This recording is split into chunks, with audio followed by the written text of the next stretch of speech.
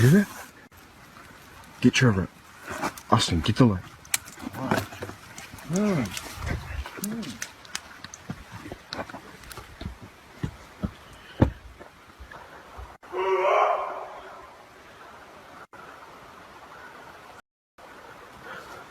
Hey! That was not an elk. Where's that coming from? Get my keys. Oh, get ready.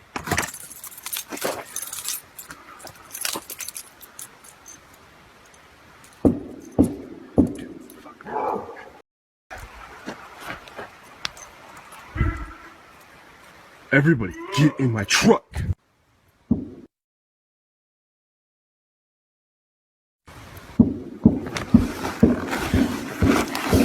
I hear that? I hear that?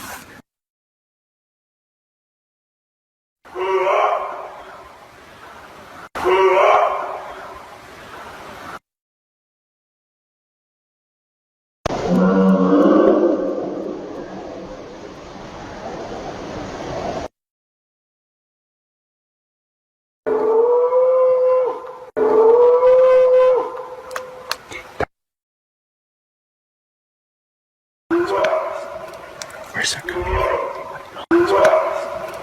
Where's that coming from? Where's that coming from?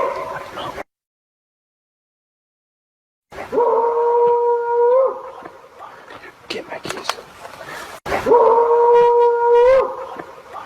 Get my keys. Get my keys.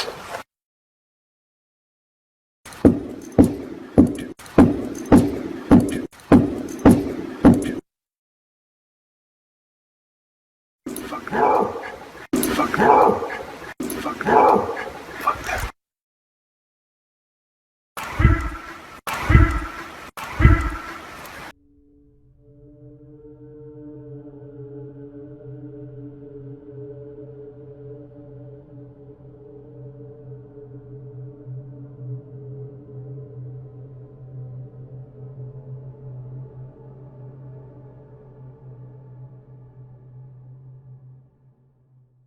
This story is about an encounter that was reported by Danny Sweeten in the 90s.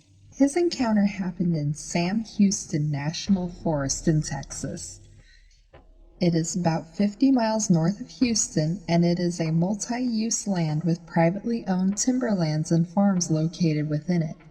Hunters describe the forest as mixed pine and oak with many water sources, and they report that wildlife is diverse and plentiful, especially white-tailed deer. Originally, Danny Sweeten and his friend were supposed to go together to inspect the property they were planning to purchase in the Sam Houston National Forest. They wanted to open a shooting range, but needed to see what kind of work would be needed to prepare the land for business. Unfortunately for Danny, his friend was called into work, leaving him to do the inspection on his own, armed with a VHS camera and a box carrying an unloaded shotgun that he planned to test while out in the forest. Walking through the forest near the San Jacinto River, Danny saw something that made him turn around and take a second look. That's when he saw the creature. It was lying on the ground, propped up on its left elbow. Its right hand was laying relaxed across its leg in front of the knee area, and it was running its thumb across the ends of its fingertips in a motion going back and forth. He locked eyes with this creature and stared at it for a little bit, and he said he knew he was going to have to break this off. Okay, everybody. Quick pause in the story here. I just can't get the visual of a big swarmy looking dude, full of hair, trying to give me the come hither look out of my mind. Did Bigfoot see Danny coming through the woods and decide to get in this position? Did Danny interrupt some Bigfoot repopulation efforts? We'll never know, but I'm sure for Danny it felt more like a big scary beast planning to bring it on like Donkey Kong. Enough of that though, back to the story.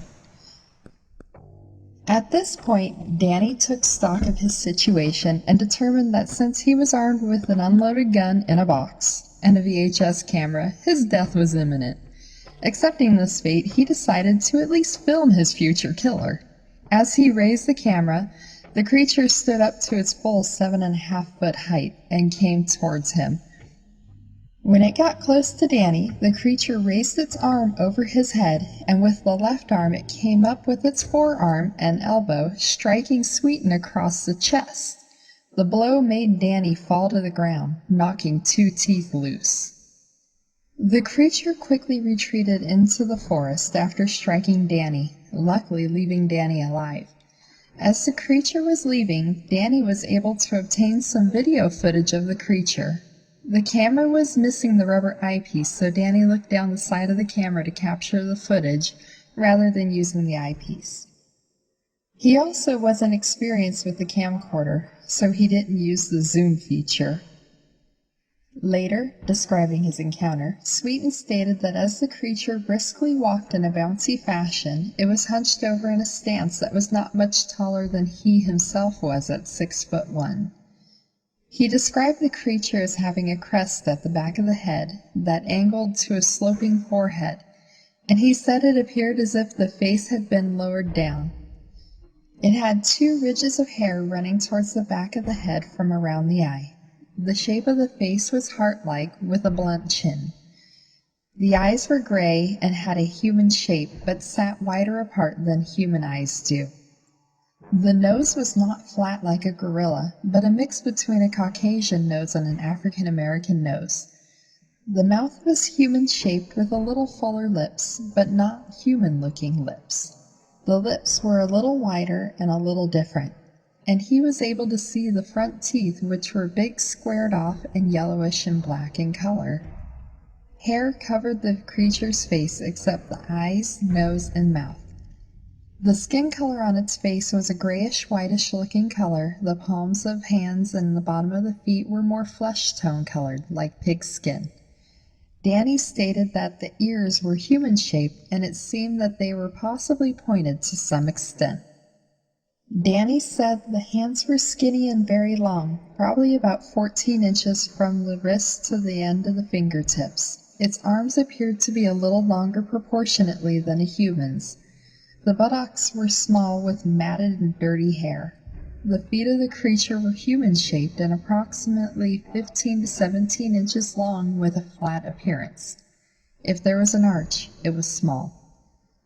The creature's body was large and bulky with a V-shaped torso and a protruding gut area. Even on the gut you could see the stomach muscles as well as other muscles on the body of the creature.